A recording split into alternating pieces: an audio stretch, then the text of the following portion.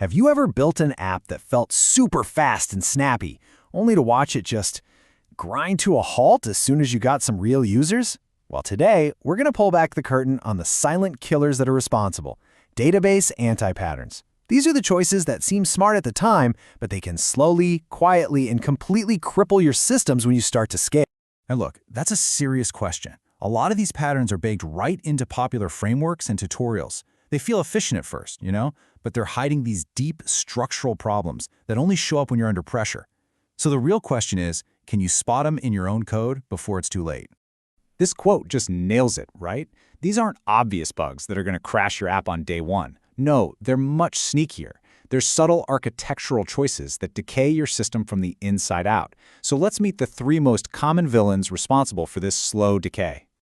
All right, first up, we have the God table. This is usually the most central table in your whole app. Think of the users table. It always starts out simple and innocent, but as we're about to see, it turns into this monstrous single point of failure that everyone depends on, and frankly, everyone's afraid to touch. So here's how it goes down. Every team comes to you with what they call a small request. Marketing's like, hey, we just need to add the last login IP.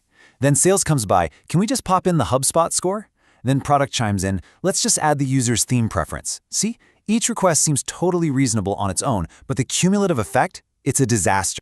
And boom, before you know it, 3 years have gone by, and your once humble users table now has 125 columns. It's completely bloated, it's unwieldy, and it's a total nightmare to even understand. And this is where the real problems begin, starting with a massive performance trap. So, the first trap here is what you could call an I/O black hole. See, databases don't just pluck individual columns from the disk.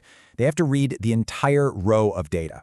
So when a row gets massive, it means even a simple, tiny request for one piece of data forces the database to do a huge amount of work, just wasting precious resources.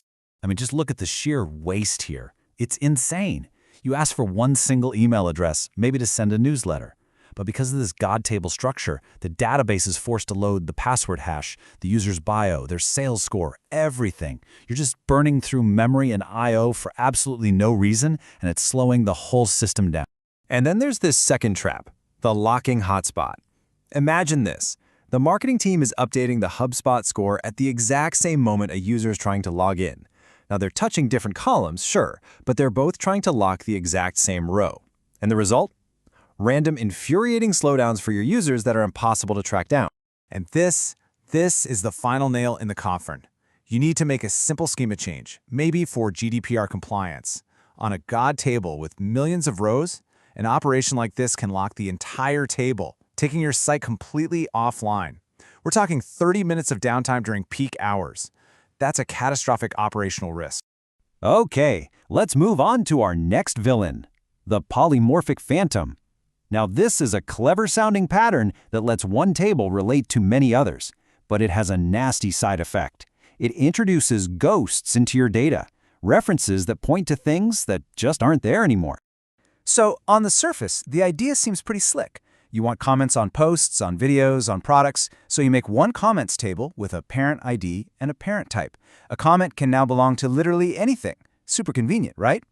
Well, unfortunately, that convenience comes at a terrible, terrible cost. And here's the absolute core of the problem. You've just disabled one of the most powerful safety features of a relational database. A real foreign key guarantees that every comment is linked to a real post. By using this generic pattern, you're basically telling the database, hey, don't worry about data consistency. I'll handle it myself. And that is a recipe for disaster. Let's just watch this horror story play out. So, day 1, a user comments on a post. A month later, that post gets deleted. But because there's no foreign key, the database has no idea the comment should be deleted too. It's now an orphan, just floating in your database. Then, a couple weeks later, a new video is created, and it just so happens to get the same ID as the old post. And poof, just like that, the orphaned comment from that deleted post is now mysteriously attached to a brand new video. You have zombie data. And this isn't some theoretical problem. This is exactly how subtle, impossible to debug data corruption gets baked right into the core of your system. All right, our final villain is the soft delete. Now this one feels like a good idea. It comes from a good place, right? The idea of never truly delete anything. But in practice, what it really does is force you to add a where clause to every single query you write, forever. The setup is super simple. Instead of actually running a delete command, you just flip a little Boolean flag is_deleted to true.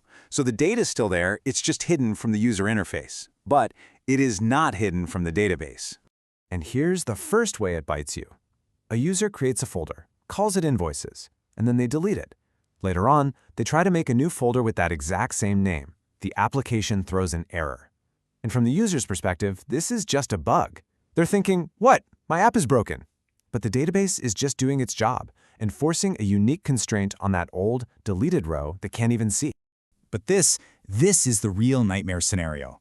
You're writing a quick query to calculate total revenue. You're in a hurry. You totally forget to add that little where is deleted false clause. All of a sudden, your report includes every canceled order, every deleted subscription. You've just handed your CEO wildly inaccurate numbers. And if that's not bad enough, just think about the long-term cost. After a few years, 90% of your table could be this deleted data. That means 90% of your storage costs, 90% of your backup time, 90% of your database's memory, all of it is being wasted on data you almost never access. It's this massive hidden tax on your entire infrastructure. So we've met the villains. They're subtle, they're dangerous, and yeah, they're probably lurking in a code base you've worked on. But the good news is, now that you know how to spot them, you can actually defeat them. So let's do a quick recap of the villains. We've got the God table, which bloats your I/O and creates those nasty locking hotspots. Then there's the polymorphic phantom, which creates zombie data by just throwing data integrity out the window. And finally, the soft delete trap, which makes your queries way too complex and your data totally unreliable. Recognizing these anti-patterns is for sure the first and most important step. But what are the actual solutions? What can you use to escape them? Well, the great news is there are proper, battle-tested architectural patterns for each one of these problems.